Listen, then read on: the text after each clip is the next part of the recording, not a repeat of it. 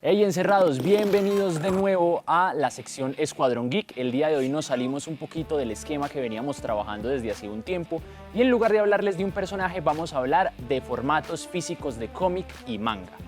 Esto para que cada vez que se animen de pronto a comprar alguno de estos objetos sepan más o menos qué están comprando y digamos qué tanta cantidad de contenido están comprando. Tienen que tener en cuenta que estos formatos digamos que en general son universales, pero dependiendo el país o incluso la editorial en cuestión, pues pueden haber más formatos, pueden haber incluso ediciones un poquito más exclusivas. Entonces, bueno, todo eso hay que tenerlo en cuenta, pero en general vamos a hablar de generalidades. El primer formato del que vamos a hablar hoy es el formato grapa.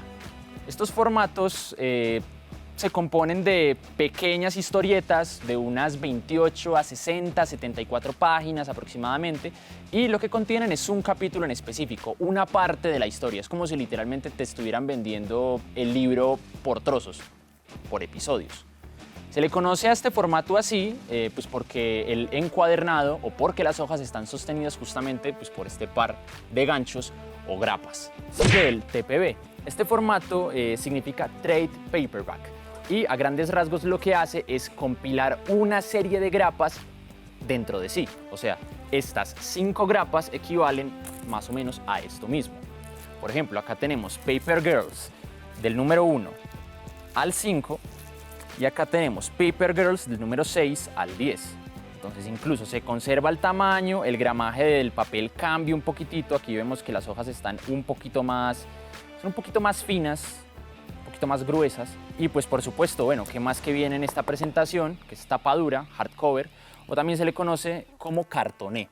Ya hay otro tipo de TPBs, como este que tengo por aquí, que también, de nuevo, compilan varias grapas, pero esta portada, que sí es muchísimo más suave, se le conoce como rústica. Bueno, ¿y qué sigue después de estos formatos? Pues dependiendo el tipo de historia del que estemos hablando, seguiría el integral, que eso sobre todo tiene que ver con historias que ya tienen un inicio y un final, como podría ser, yo qué sé, por mencionar aquí uno rápido. No es el ejemplo más acertado, pero pues se entiende. En este caso, Persepolis de Marjane Satrapi, que tiene toda la obra integral aquí. O incluso existe otro formato que se le conoce como el Omnigol o Omnibus, que el Omnibus lo que hace es compilar series de TPBs dentro de sí. Y muchas veces estos omnibus están pensados como para contener artistas o periodos de artistas dentro de un cómic. Entonces tú te puedes encontrar, por ejemplo, todo lo que hizo Frank Miller en Daredevil en un omnibus. Es un tochazo, es algo grandísimo, es un mamotreto prácticamente.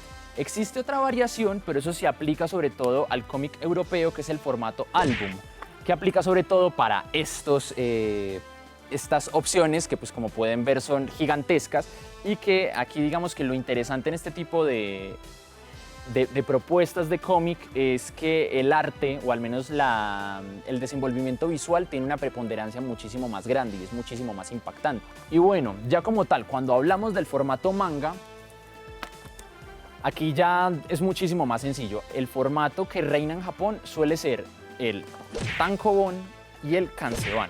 El tankobon lo que tiene es una serie de capítulos internos, suelen ser de 5 a 6 capítulos aproximadamente. Se lee de derecha a izquierda, se conserva el formato original, el papel suele ser casi papel periódico, es un gramaje muy débil. Creo que eso hace como tal al tomo muchísimo más frágil, pero lo interesante es que está pensado para que lo puedas leer en el tren, lo puedas guardar fácil en tu mochila, lo puedas sencillamente abrir en cualquier parte y como que aprovechar esos tiempos muertos que tienes para la lectura.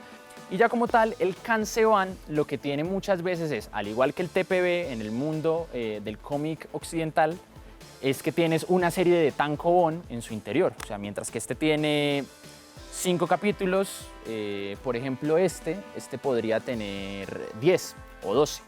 Obviamente aquí se nota la diferencia en el papel, este papel se asemeja un poco más a la cartulina, tal vez incluso sea opalina.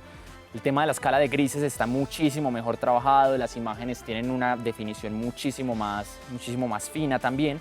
Digamos que la gran diferencia de estos formatos o estas ediciones que son un poco más caras y que son más grandes es que muchas de las páginas suelen venir a color y eso pues también le da pues, también cierto prestigio y cierta onda un poco más de lujo a la edición como tal.